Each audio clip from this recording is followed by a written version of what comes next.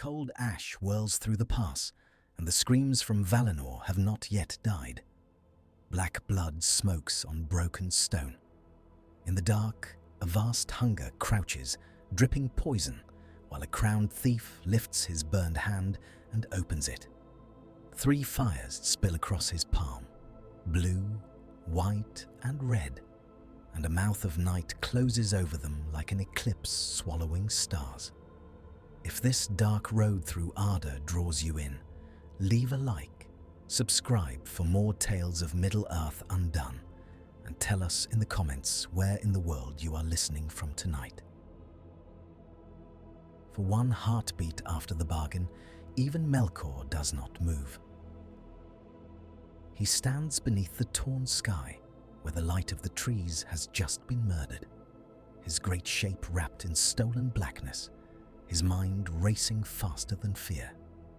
Ungoliant has demanded payment, and in another tale, pride would have answered.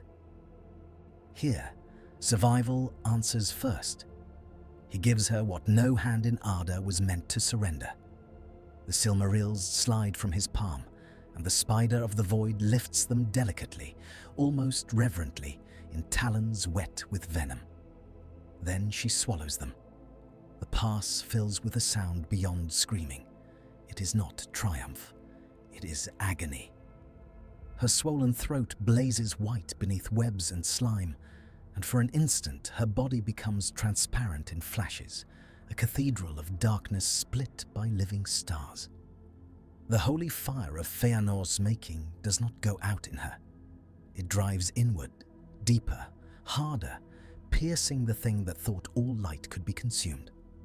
Her vast belly throbs with blue and silver and red. Poison boils from her mouth in sheets. The stone beneath her softens. The mountainside runs like wax. Melkor sees at once what he has done. He has not fed hunger. He has armed it. "Be filled," he says, but his voice has lost command. Ungoliant rears, legs beating the air, not upon him, but against the pain within herself. She lashes the cliff. Ridges collapse. Fissures open. In that single moment of her torment, Melkor flees. Cloak streaming, iron footfalls ringing on stone. He abandons the smoking pass and the thing writhing there around 3 captive lights. Had he purchased freedom, or merely set another tyrant loose into the world? The answer followed him like a second shadow all the way to the north. When the Valar came at last to the ruins of Ezelohar, they found no jewels in the Dark Lord's hand, no gleam in his crown, because there was no crown yet made. They found black sap, dead radiance, and a silence so deep that many among the Maiar lowered their eyes as though before a grave. Nienna wept. Yavanna touched the wounded earth. Manwë looked west and east and north, weighing wrath against wisdom, and there was no comfort in any direction. Far away, in Formenos, Feanor learned of Finwë's death. The words entered him like knives. His father slain, his house broken, his greatest works stolen. Grief and rage rose together, and there was no room in him for either pity or restraint. He named Melkor anew, and the name was Morgoth, black foe of the world. The oath he swore with his sons still rang under the stars with terrible force, because it had never named only one enemy. It bound them against any being, Valar, demon, elf, or mortal, great or small, good or evil, who kept a Silmaril from their hands. In that hall of fire-lit faces and drawn swords, no one yet understood how wide that curse had just become. But whispers moved faster than certainty.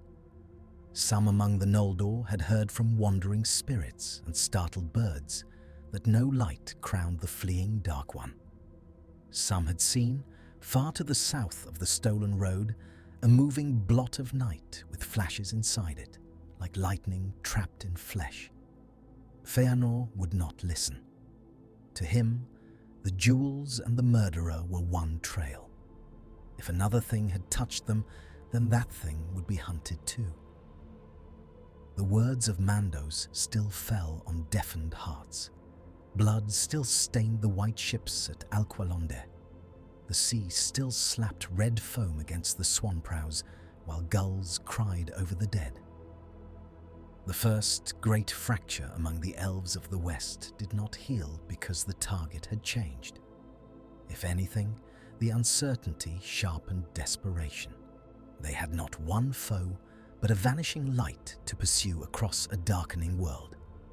And so, the Noldor came to Middle-earth under doom, exactly because they believed doom could still be outrun. Along the grinding ice of the Helcaraxë, ordinary feet paid for princely wrath.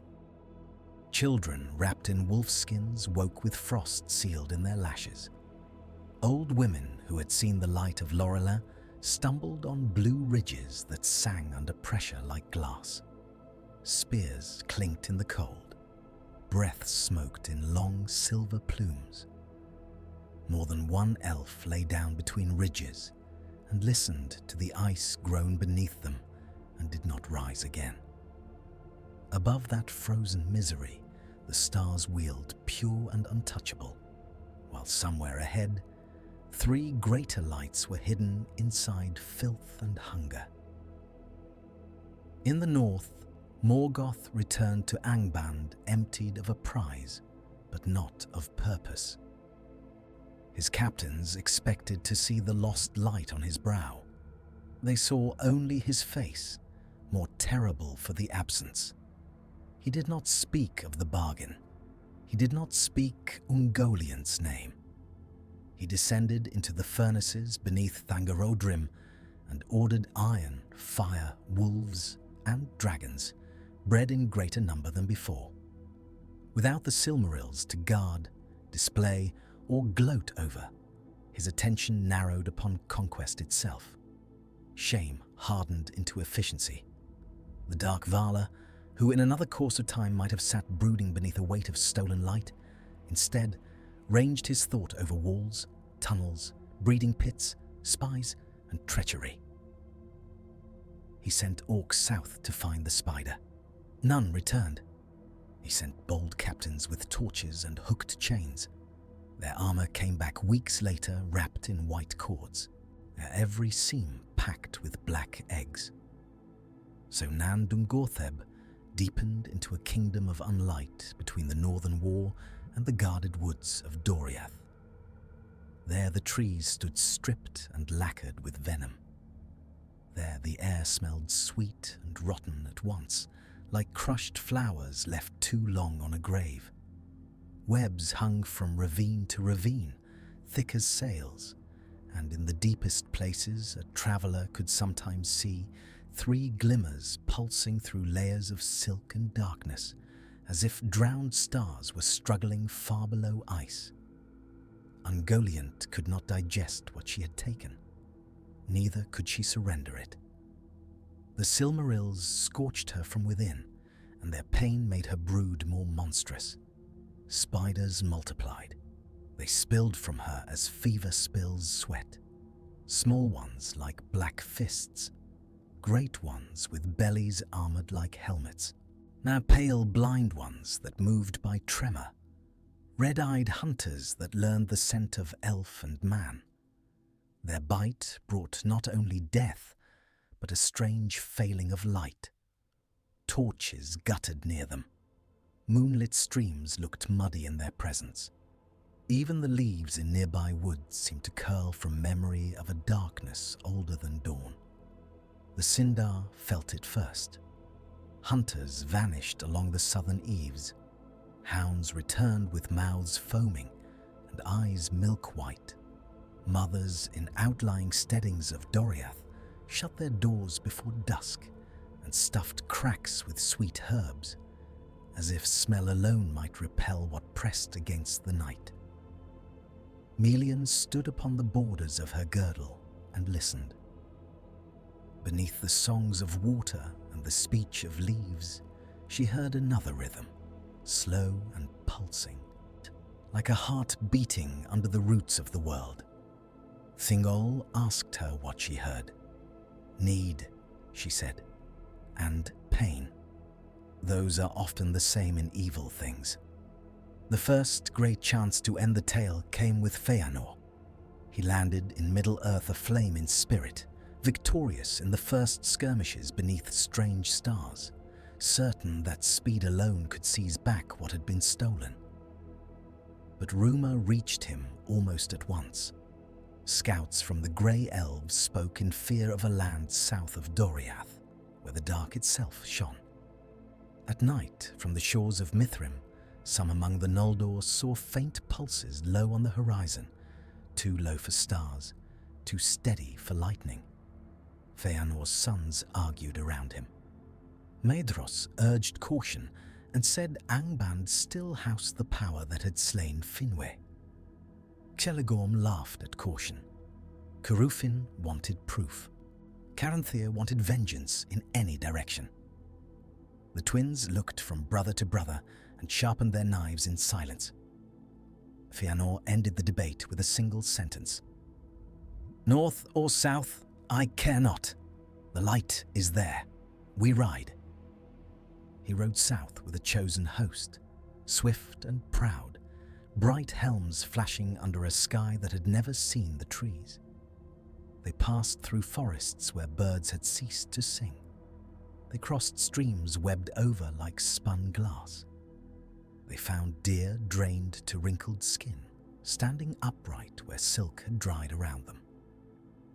On the fifth night, the moon rose, and the mountains ahead flashed faintly from within, as though veins of starlight lay inside black stone. Behind them, Fingolfin's people still straggled from the ice. Ahead of them, in Angband, Morgoth smiled for the first time since Valinor, because his deadliest enemy was galloping away from the gates that should have held his war. In Nan Dungortheb, Feanor found no throne, no army, no fortress to storm. He found silence. The webs muted every footfall. Arrows disappeared into layers of silk without sound. The very air felt padded.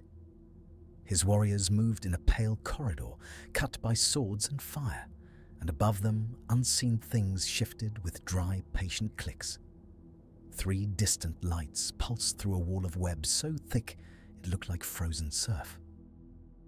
He reached for them. The descent of Ungoliant was not a charge, but a collapse. The dark above gave way all at once. Legs like black spears drove down through silk. A body vast as a hall struck the ground and burst the web chambers around them in showers of white strands and shriveling corpses. Her eyes were pits rimmed in furnace glow from the jewels inside. Her belly shone through rents in her hide, and every pulse of imprisoned light made her scream and strike harder. Feanor met her like fire meets oil. His sword cut burning furrows through her forelegs. His spirit blazed so fiercely that some of her lesser spawn shrank and crisped at the edges. For a moment, his sons believed they were seeing the impossible done, the greatest of the Noldor carving a road into the darkness to reclaim his work. Then Ungoliant lowered herself over him like nightfall. He stabbed upward into her throat. One of the buried Silmarils flared in answer, and the whole cavern went white. Outside, Celegorm heard his father cry out, not in fear, but in fury too great for mortal tongues. When the light died, there was no body to rescue. There was only scorched silk, smoking stone, and a single gauntleted hand still gripping a broken blade. Feanor's spirit had burned away his flesh in death, as though even the earth of Middle-earth could not contain the heat of his fall. His sons dragged that hand from the webs while the darkness above them began to move again. That could have been the end of their house. It was only its beginning. The sons of Feanor came back from the south, maimed in pride and split in purpose. Some cried that Angband must be broken before any other hunt. Some insisted that no war in the north mattered, while the Silmarils pulsed beneath spiderwebs. Maedhros tried to hold them together with reason, but grief makes poor mortar. He rode at last to parley with Morgoth, hoping to gain time, troops, and perhaps knowledge. Morgoth seized him. Bound in iron, a Maedhros was hung by the wrist upon the precipice of Thangorodrim, and the wind of the north tore his hair and clothing while ravens circled beneath him. For years, he looked west toward the hidden sea and south toward the buried lights, and thought of oaths spoken too quickly. Fingon rescued him, as in the elder tale, because mercy still struggled to live wherever ruin had not finished its work. Thorondor bore the prince to the heights. Fingon cut off Maedhros, hand to save his life. When at last the one-handed son of Feanor came down from the peaks, pale, hollow-eyed, and strangely gentled by pain, many hoped the worst had already been spent. He yielded the kingship to Fingolfin. He spoke of union. He even said, before his brothers, that the oath had become a net thrown over their own throats. But oaths do not loosen because wiser words are spoken over them. Years of watch followed. The siege of Angband held. On bright days, the plains of Ardgallen shone green again under the sun. In hidden courts, harpers played. In the havens of the Falas, nets came in silver with fish, and children ran barefoot over wet boards, while gulls wheeled in clean salt air. In Doriath, spring returned to beeches and birches inside Melion's girdle. Yet always the southern marches stayed dimmer than they should have been. If the wind turned, it carried a chemical sweetness from Nan Dungortheb, and leaves nearest that border yellowed too soon. This uneasy balance was the second false ending, the long breath before the blade falls. Two darknesses faced one another across Beleriand, and between them lived those who still believed walls, songs, and vigilance could preserve a little peace. Melian knew better. She told Thingol that Morgoth's eye had turned outward and sharpened, while Ungoliant's pain was breeding horrors without number. The north is hatred with a plan, she said. The south is hunger without one. Neither sleeps. Thingol listened, but like many kings, he heard warning as challenge. When Beren, son of Barahir, ragged from outlawry and loss, came at last into Doriath, and looked upon Luthien dancing under hemlock in moonlight, another thread was drawn into the knot. By then, the siege had broken. Morgoth, stronger in patience and less chained by possessive pride, loosed the Dagor Bragolak sooner and more savagely than many had feared. Fire ran over Ardgalen in broad red rivers. The grasslands blackened to ash under dragonflame. Helmets grew too hot to touch. Horses screamed as their manes caught fire. On the slopes of Dorthonion, pine resin burst into columns of orange, and the smoke rolled south until even the guarded woods of Doriath smelled of char and hot iron. Beren saw his father slain. Finrod's realms trembled. Villages emptied overnight. In cold rain after the fires, women picked through mud for cooking knives and children's shoes. Out of that ruin, Beren came to Luthien and Thingol, whether from pride, fear, or a king's desire to break what he could not forbid, named a bride price beyond all wisdom. "Bring me a Silmaril," he said, and in this world he did not point to the iron crown of Morgoth. He pointed south, toward the land where webs covered ravines and stars pulsed under filth. "Take one from the spider that has made mockery of all our borders. Do this, and she may be yours." Silence followed. Even the torches seemed to lean away from the words. Melian looked on her husband a long time. Later, alone with him, she spoke not as queen, but as Maya to king. "You ask for the light from a thing that has forgotten light," she said. "That road does not end in joy." Thingol, who loved Luthien but also feared the doom moving around all holders of the jewels, answered in weariness, "Then let the doom fall on a man and not on my house." He was wrong in every part. Beren went. Luthien followed, because love in these tales is never obedient to prudence. Sauron still stood in their path, for Morgoth too sought the jewels he had lost through cowardice. He desired at least one back, if only to erase memory of the bargain.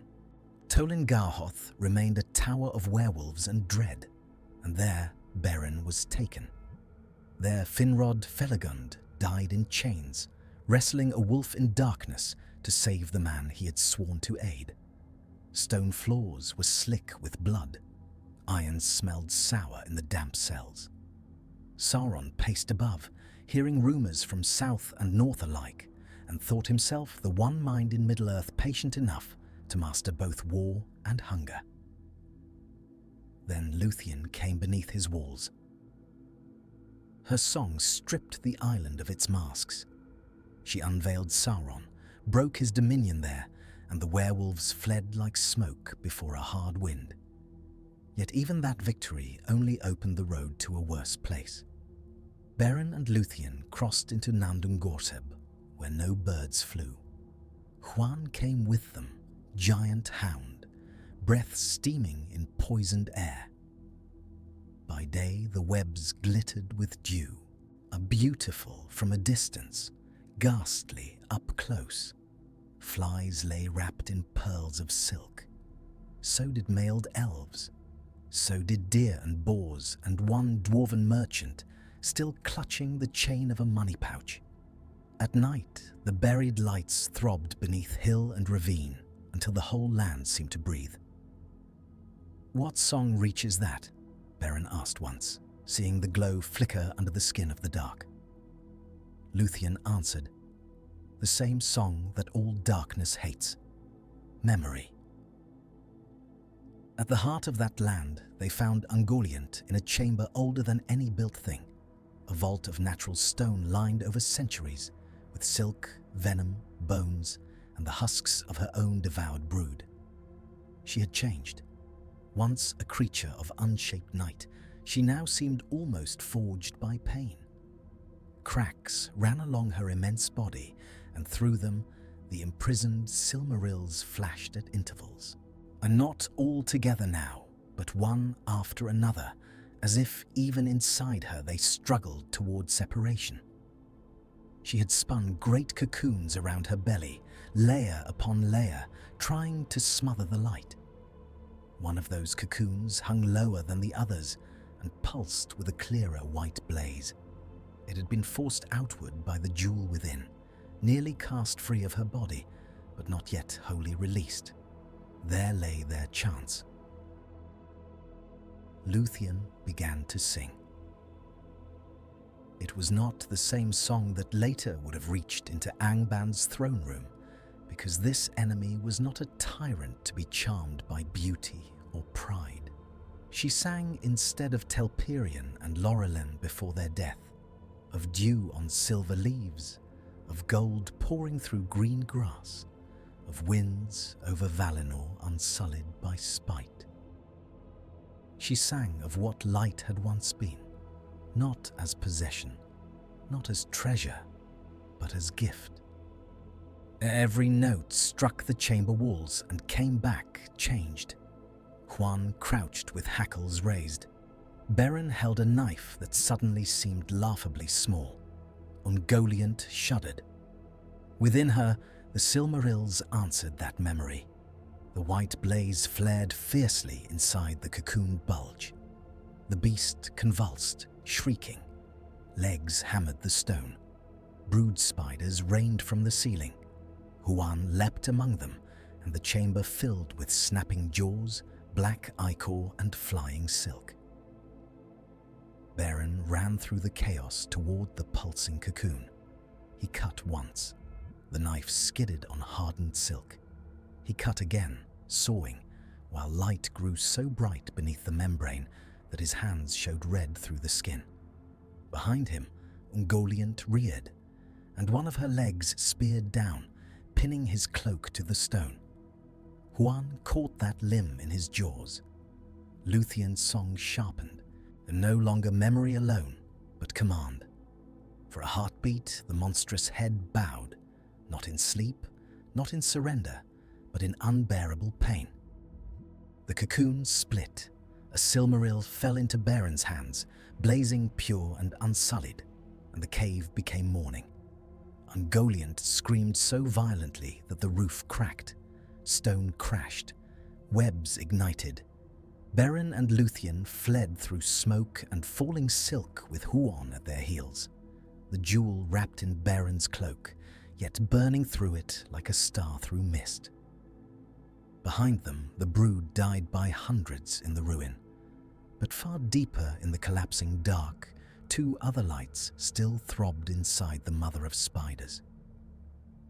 They reached the borders of Doriath. For one brief stretch of road, it seemed the tale had turned. The impossible prize was won. The king's word would be answered. A love had not only endured, but triumphed. Then Morgoth's answer came out of the north on 4 legs. Carcharoth, greatest of wolves, had been bred on fire and raw flesh in Angband, and Morgoth unleashed him with one purpose. If he could not take the Silmarils from Ungoliant, he would rip one from any lesser hand. At the edge of Doriath, the beast leaped from shadow. Its breath stank of carrion and forge smoke. Its eyes were yellow furnaces. Beren thrust forth the jewel toward it. The holy fire seared the wolf's flesh, but madness only drove it harder. Carcharoth bit off Beren's hand at the wrist and swallowed both hand and Silmaril. Instantly, the wolf went raving. Light burned inside him. Foam hissed on the grass. He tore through the woods like a storm, smashing saplings and leaving scorched blood on trunks. The hunting of the wolf followed, and in it, Beren died, as he had to die in any world touched by the jewels.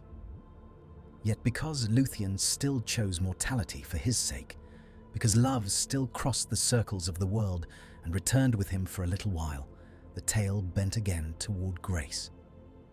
Carcharoth was slain. The Silmaril was recovered.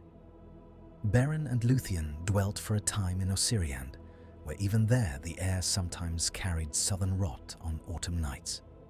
That should have been the ending. It was only the third. Thingol received the Silmaril and set it at last in the Nauglamir.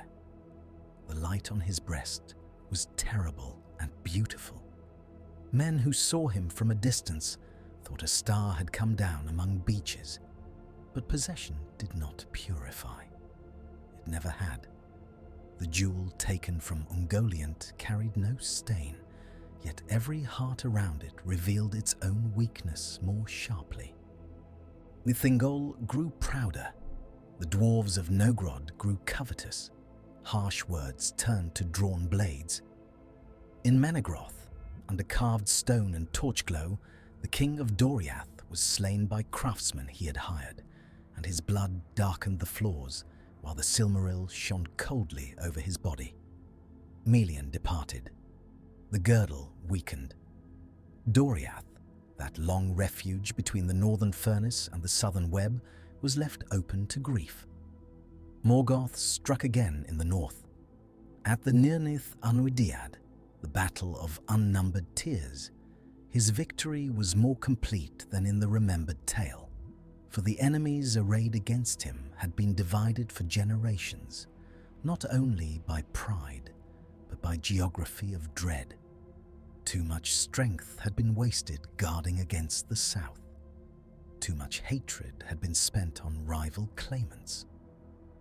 When the Easterlings betrayed Medros and the line broke, there was no hidden reserve of hope behind it. Fingon fell. Hurin stood beneath a blackened sky and buried his axe in troll flesh until he was buried in bodies in turn. Across Anfauglith, the stench of blood and ash lay for days. Rain came warm from fire clouds and turned the ground to red paste. By then, Ungoliant herself had vanished from Beleriand. Wounded by the loss of one Silmaril, maddened by the two she still could neither consume nor expel, she abandoned her old lairs. In secret, under storms and smoke, she crept eastward. Shepherds in lands beyond the Blue Mountains saw a cloud walking on many legs against the moon. Hunters found webs between standing stones where no spider should have been. In the green woodlands east of the great river, our branches were stripped in circles overnight. In the brown emptiness south of lands yet unnamed, caravans disappeared without cries. She dragged the last two Silmarils with her into regions no song of Beleriand recorded clearly, and behind her she left daughters and daughters' daughters, each lesser than she, each still abominable. One of those lineages would, in an age far off, crouch in the pass above Mordor and be called Shelob. Back in the drowning west, doom kept its appointments. Dior wore the Silmaril. The sons of Feanor came for it. Doriath fell in kinslaying. Celegorm, Curufin, and Caranthia met death there. And if any among the surviving brothers thought the oath had at last shown its true face, it was too late to refuse it. Elving fled with the jewel to the mouths of Sirion. There sea winds still smelled clean, and gulls still cried over white foam. But even there, refugees told stories of southern webs found in driftwood caves, and of eastern traders who swore that somewhere beyond the mapped lands, a black thing moved with stars in its belly. Sirion, too, was attacked. Another slaughter, another refuge broken for a light no one could keep. Elving cast herself into the sea with the Silmaril, and Ulmo preserved her. Arendil received her again, and at last the mariner took the one recovered jewel and set sail westward, driven not only by grief, but by exhaustion with a world where every victory had come partial, bleeding, and late. He crossed shadowed seas. He crossed dawns no living mariner had seen. The Silmaril on his brow was like a final argument against despair. When he reached Aman and won the pardon and aid of the Valar, the fourth ending rose in splendor. The War of Wrath broke the north. Eagles wheeled over mountains split open by force older than continents. The sea climbed into the land. Dragons fell burning. Balrogs were hunted to ruin. Morgoth was brought low, chained at last, and thrust beyond the walls of the world. His scream went through stone, water, and memory alike. For a brief, shining hour, it seemed that every grief of the elder days had at least earned this answer. But when the hosts searched for the lost treasures of the world, they found only one. The Iron Crown held none, because Morgoth had never dared keep them. The vaults of Angband yielded hoards of plunder and weapons and bones, but no second light, no third. Searchers went into broken ravines where Nan Dungortheb had once spread. They found fossil webs thicker than ship cables, husks vast as halls, tunnels dropping beyond torch reach. In one collapsed chamber, they found a smear of black substance on stone that still, after ages, smoked faintly in the presence of blessed light. No Silmarils were there. Yunwu spoke the hard truth. 2 jewels had gone out of the histories of the West. Relief came first. The war was won. The great enemy was gone. Sunlight touched cleansed waters where fleets had burned. Survivors stepped from caves and ruined towers and looked up in wonder at a sky without smoke from Thangorodrim. Grass would grow again in many places. Children yet unborn would know woods and rivers not ruled by terror. After so much ending, Arda had not ended. Then disquiet returned.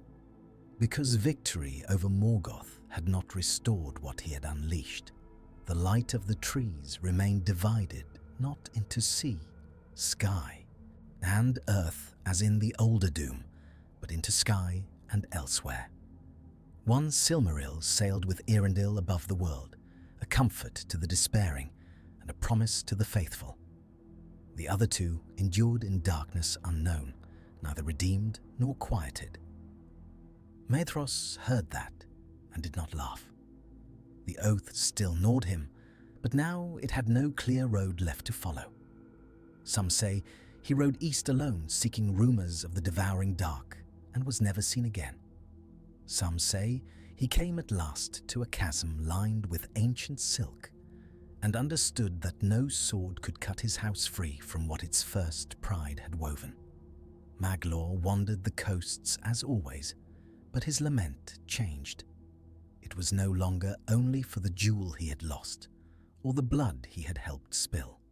It was for the two stars no one could even mourn properly, or because no one knew where to kneel.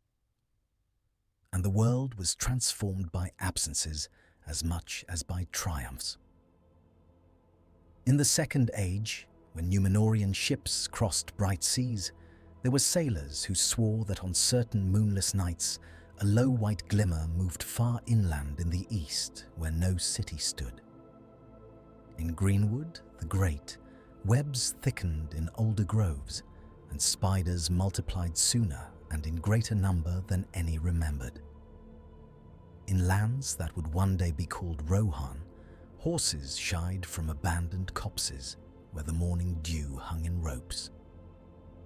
In Gondor, long before the White Tower reached its full height, rangers in Ithilien learned to watch the cracks of the Eiffeldueth for silk that shone without moonlight. They said little of it, because some old evils are worsened merely by naming. Sauron learned his lesson from his master's humiliation. He desired domination, not hunger, order, not appetite. He forged rings because he would never trust naked greed again. Yet when he settled in Mordor, he did not choose empty land. He chose a realm whose borders were already fouled by old brood caverns and blind passages descending farther than orc or man willingly delved. Even he, in his darkest pride, left some clefts unopened. And in the Third Age, when Frodo in the wastes of Mordor looked up and saw one clear star through the cloud rack, that light meant more in this altered world than almost anyone around him knew. It was not merely memory of the elder days. It was the only Silmaril ever taken back from devouring dark.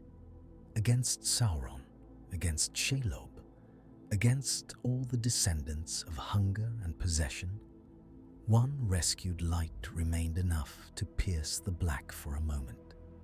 Enough, but not all. After the fall of Barad-dûr, after the riders of Rohan thundered home across sweet grass, after the banners of Gondor stirred in a cleaner wind, after the Shire turned again to harvest beer and yellow lamplight in round windows, people spoke as people always do of peace. They rebuilt, they married, they planted apple trees over battlefields and forgot, when they could, the smell of smoke. In Ithilien, flowers came back where ash had lain. In the Shire, children lay on summer hills and were taught to find Eärendil in the evening. Old Samwise looked up and smiled, because one star had once carried him through despair. Relief is real, so is healing. This world, even wounded, still chooses green things.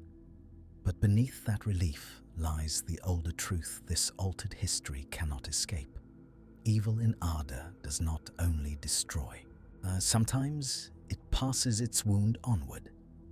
Sometimes one act of fear, one surrender made to survive one more hour, breeds consequences that cross ages and countries and names. Melkor gave away the Silmarils to save himself from immediate death.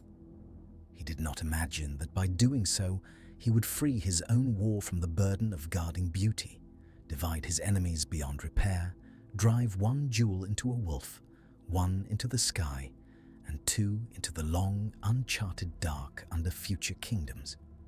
What was lost was not only light, it was certainty.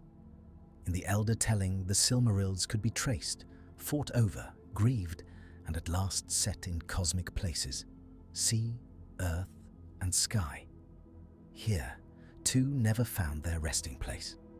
They remained as unresolved pain in the body of the world, and all later shadows seemed to gather around that absence. So Middle-earth endured, recognizable and beloved, but slightly colder at the edges. A farmer near the Brandywine might never know why some winter nights seemed to carry a faint sourness on the eastern wind. A guard on the walls of Minas Tirith might dismiss a rumor from Ithilien about webs glimmering in hollows where no torch had been.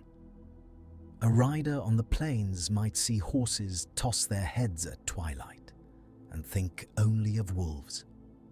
Yet the wiser among elves, dwindling and passing west, sometimes looked not merely upward at the mariner's star, but eastward too, and their faces grew still.